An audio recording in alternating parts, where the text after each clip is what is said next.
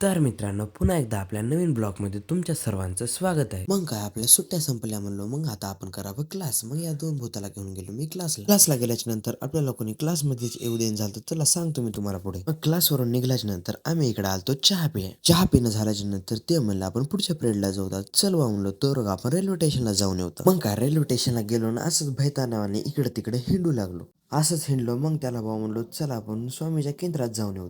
स्वामीच्या केंद्रात आलो, स्वामींचे दर्शन केले. मग आम्ही निघालो पोराच्या रूमवर. मग का, पोराच्या रूमवर आलो, बघाय कसं VIP क्लासनं पाणी पिते. तिथून गेलो क्लासकडे. तिथं भेटले आपल्या ऋषीडॉन. यायला 2-3 गप्पा जोडल्या. थांबा, तुम्हाला क्लासचं सांगतो. कसं, आपण क्लासची फीस भरली नाही म्हणून आपल्याला येऊ देण झालं. मग आता क्लासवर काय काम नव्हतं म्हणून मी आलो घराकडे. घरी आली की हे डॉन म्हणतात मला व्हिडिओ घेऊ नको, उगाच मी व्हायरल होईल. त्याचं व्हायरल व्हायचं जाऊ द्या, बघा इथे शिरडॉन काय करायली, कोणत्या पोरीला बोलायला की काय नाही.